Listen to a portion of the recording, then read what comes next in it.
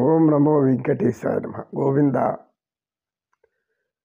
ఆపద ముక్కులవాడ ఓ శ్రీనివాస, అడుగడుగున కాపాడే తిరుమలగిరివాస శ్రీనివాస.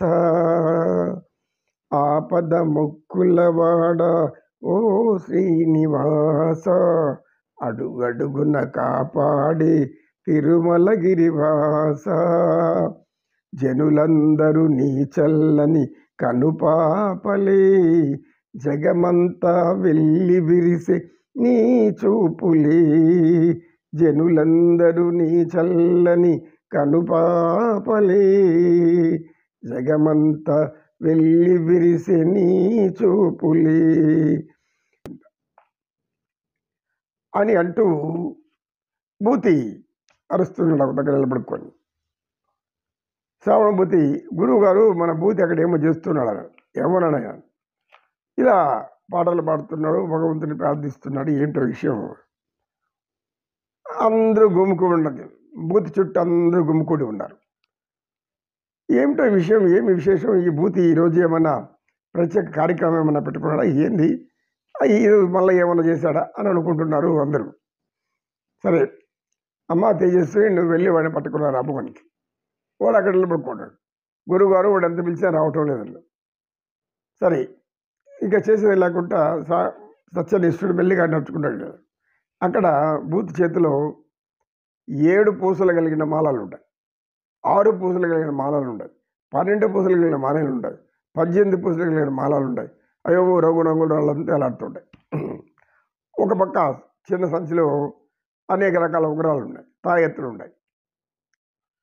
నాయనా భూతి ఇలా రామ్మ అన్నాడు. గురువుగారు ఉండండి, నాకు వ్యాపారం బాగా జోరుగా జరుగుతుంది అన్నాడు. ఏ వ్యాపారం చేస్తాను చెప్పురా నాయనా స్వామి, మళ్ళీ ఏమన్నా తలకు తెచ్చుకుంటావేమో. గురువుగారు మీరు నెమ్మది గుండు, ఎందులోకి భయం, మీరు భయపడచ్చు, మన కార్యములు జరగవు కదా, మన హస్తములకు ఆదాయం నేను సమకూర్చుతున్నాను. ఏ విధంగా సమకూర్చో చెప్పురా స్వామి అన్నాడు. ఏ విధముగా సమకూర్చుతున్నానంటే చూడు, ఇక్కడ వచ్చి ఇంత జనం చూడు నా చుట్టూ వస్తున్నారు, ఇంత జనం మీ దగ్గరికి ఎప్పుడన్నా వచ్చారా అన్నాడు. నా దగ్గరికి ఎందుకు వస్తారు, ఎవరు జ్ఞానంగా వినాలని వస్తారు. ఇప్పుడు నా జ్ఞానం చూడండి.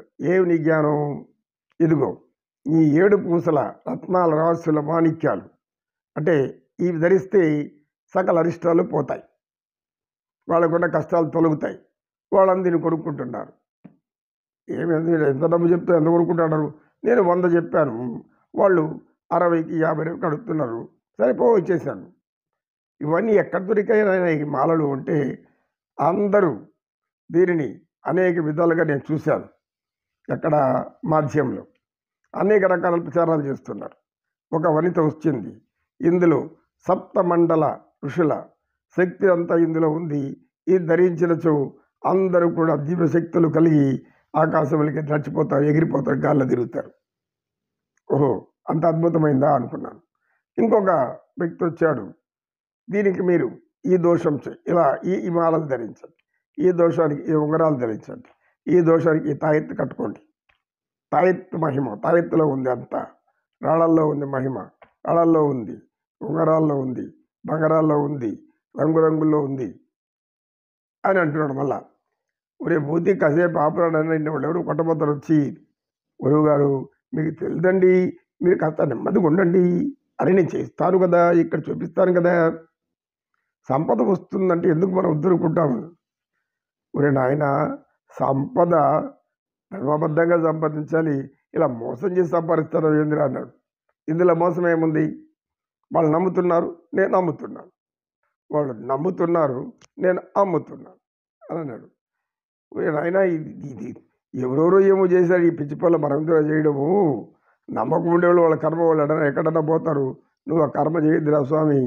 ఆ 7 మాలలు 7 పూసల వల్ల సప్తఋషులు, 12 పూసల వల్ల 12 జ్యోతిర్లింగాలు, ఇలా ఒక్కొక్క రాయికి ఒక్కొక్క పేరు పెట్టి, ఒక్కొక్క తాయెత్తుకు ఒక్కొక్క పేరు పెట్టి, ఇది మీరు వాడినచో మీ భవిష్యత్తు, మీ ఆరోగ్యం చాలా ఉన్నతంగా ఉంటుంది, సంపూర్ణ ఆరోగ్యవంతులారు అని అంటున్నారు గురుగారు. కొందరు ఇలా కొందరు మీరు అనుకున్న కార్యక్రమాలు జయించాలంటే, మీలో ఇలాంటి భావాలు రావాలంటే ఈ యొక్క రత్న నవరత్నమాలలు ధరించండి అని ఇది రంగురాళ్ళు అన్నాడు. ఈ రంగురాళ్ళు ఎందుకు, ఈ ఎక్కడ ఎతికా ఉంటే అలా కొండలోకి పోయాను, కొండ గుహల్లో ఇలా అనేక రంగురాళ్ళు పడి ఉన్నాయి వస్తుగా. వాటిని అన్ని తెచ్చి చిన్న చిన్న పూసలుగా రుద్ది తయారు చేశారు.